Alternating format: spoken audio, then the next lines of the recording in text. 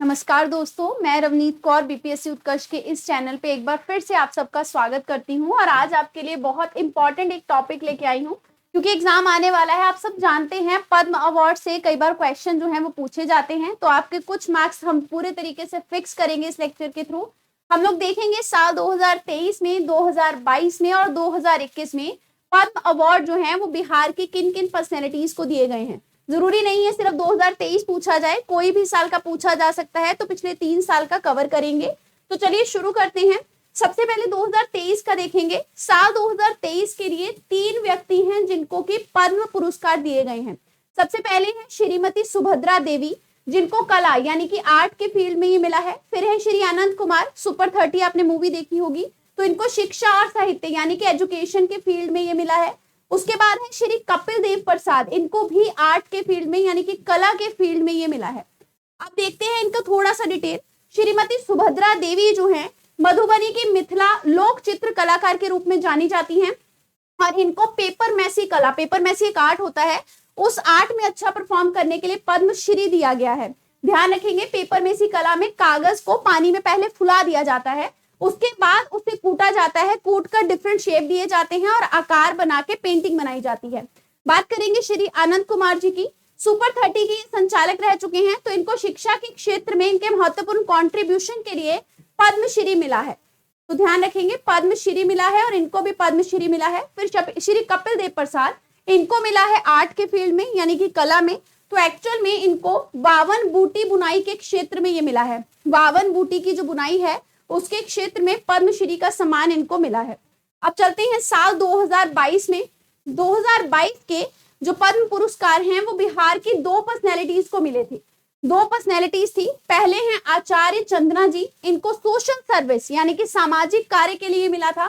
फिर है शैवल गुप्ता, शैवल गुप्ता को ये साहित्य और शिक्षा में मिला था, मतलब एजुकेशन में मिला था, और इनको ये पोस्टमोसली मिला था, मतलब मरणोपरांत मिला था। अब देखते हैं थोड़ा सा डिटेल। आचार्य चंदना जी जो हैं राजगीर के संस्थापन रह चुके हैं, मतलब राजगीर की जो संस्थापना है उसके विरायतन की इनके द्वारा की गई थी। पिछले साल 2022 में इनको पद्मश्री के लिए चुना गया। ये जैन धर्म में आचार्य पद प्राप्त करने वाली पहली प्रथम मतलब साध्वी बनी है। तो सबसे पहली प्रथम साध्वी जो है जैन धर्म में ये बनी है, और इसके अलावा राजगीर विरायतन की इन्होंने संस्थापना करी है। 84 ईयर ओल्ड हैं और लगभग 50 साल हो गए इनको लोगों की सोशल सर्विस करते हुए, जिस कैटेगरी में इनको पद्मश्री मिला। बात करेंगे शैबाल गुप्ता की, तो एशिया डेवलपमेंट रिसर्च इंस्टीट्यूट के ये संस्थापक रह चुके हैं। इनको मरणोपरांत पद्मश्री पुरस्कार दिया गया है 2022 का, और ये बहुत प्रख्यात अर्थशास्त्री यानी कि बहुत इंपॉर्टेंट इकोनॉमिस्ट रह चुके हैं। अब देखेंगे 2021 जो कि बहुत क्रूशियल था, क्योंकि इस टाइम पे 5 ऐसे व्यक्ति थे जिनको पद्म अवार्ड के लिए चुना गया था बिहार की तरफ से, और इसमें एक ऐसे पर्सनैलिटी थे जिनको पद्म भूषण मिला था। अभी तक हमने 2022 और 23 में भी जो देखे उनको पद्मश्री मिला था। 2021 में एक पर्सनैलिटी थे जिनको पद्म भूषण मिला था, बचे हुए जो 4 थे उनको पद्मश्री मिला था। तो ध्यान रखेंगे, रामविलास पासवान, इनको पद्म भूषण मिला था। रेस्ट ऑफ द 4 कैंडिडेट जो थे उनको पद्मश्री मिला था। तो एक एक करके कैंडिडेट्स देखते हैं। रामविलास पासवान जी की बात करेंगे, इनको सार्वजनिक मामले में योगदान के लिए ये जो पद्म का अवार्ड है वो दिया गया, और मरणोपरांत इनको ये पद्म भूषण का पुरस्कार 2021 के लिए मिला। 5 दशकों में रामविलास पासवान 9 बार लोकसभा और 2 बार वो राज्यसभा के सांसद रह चुके हैं। इसके अलावा 1996 में ये रेलवे मिनिस्टर भी रह चुके हैं। 1969 में इन्होंने सोशलिस्ट पार्टी जो थी उसमें विधायक के रूप में काम किया। उसके बाद 1970 में ये हाजीपुर से लोकसभा के सांसद चुने गए। 8 अक्टूबर 2020 को 74 ईयर जब ओल्ड थे ये, उस टाइम पे अपने पद पे रहते हुए, उस टाइम पे इनका मंत्री का पद था, उसी पद पे रहते हुए इनकी डेथ हुई है। 2021 में इनको पद्म भूषण जो है वो दिया गया है। रामचंद्र मांझी जी की बात करेंगे। वो 4 पर्सनैलिटीज जिनको पद्मश्री मिला 2021 में, जिनमें पहली पर्सनैलिटी है रामचंद्र मांझी। इनको बिहार के कला संस्कृति में कंट्रीब्यूशन करने के लिए पद्मश्री दिया गया। इनका जन्म 1925 में छपरा के तुलजापुर गांव में हुआ था। ध्यान रखेंगे, भिखारी ठाकुर की परंपरा को इन्होंने जीवित रखा। भिखारी ठाकुर बिहार के फोक म्यूजिक के साथ जाने जाते हैं, तो उसी को इन्होंने जीवित रखा। 2017 में इनको संगीत नाटक अकेडमी पुरस्कार भी दिया जा चुका है, जो कि आर्ट एंड कल्चर का मोस्ट इंपॉर्टेंट अवार्ड होता है। ठीक है, तो ध्यान रखेंगे इनको, इसके लिए आर्ट एंड कल्चर के लिए संगीत नाटक अकेडमी अवार्ड भी मिला है और पद्मश्री भी मिला है। दुलारी देवी जी की बात करेंगे, मिथिला पेंटिंग की ये चित्रकार रह चुकी हैं। तो मिथिला पेंटिंग को इतनी सराहना दिलाने के लिए आर्ट के फील्ड में यानी कि कला के फील्ड में 2021 में इनको पद्मश्री से सम्मानित किया गया।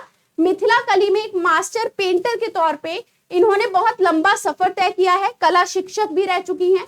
मधुबनी जो आपका डिस्ट्रिक्ट है उसके रांटी गांव में इनका जन्म हुआ है। ये अपनी पेंटिंग में अपने गांव के जो दृश्य हैं उनको हमेशा दिखाने की कोशिश करती हैं। दुर्गा देवी के दृश्य जो हैं उनको भी दिखाती हैं। विदेशी कला प्रेमी गीता वुल्फा का आपने नाम सुना होगा, उन्होंने इनके जीवन के ऊपर एक किताब भी लिखी है। वो किताब कौन सी है? उस किताब का नाम है फ्लोइंग माई पेंट ब्रश। तो फ्लोइंग माई पेंट ब्रश जो है ये दुलारी देवी जी के लिए लिखी गई बुक है, ये आपको ध्यान रखना है। आगे बात करेंगे डॉक्टर दिलीप कुमार सिंह की। इनको चिकित्सा यानी कि मेडिसिन के फील्ड में पद्मश्री से सम्मानित किया गया।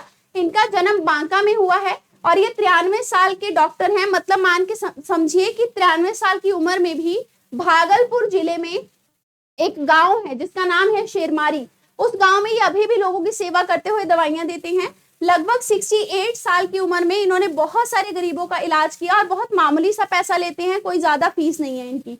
आगे बात करेंगे सुश्री मृदुला सिन्हा जी की। तो ध्यान रखेंगे इनको कला और साहित्य के क्षेत्र में 2021 में अवार्ड दिया गया था।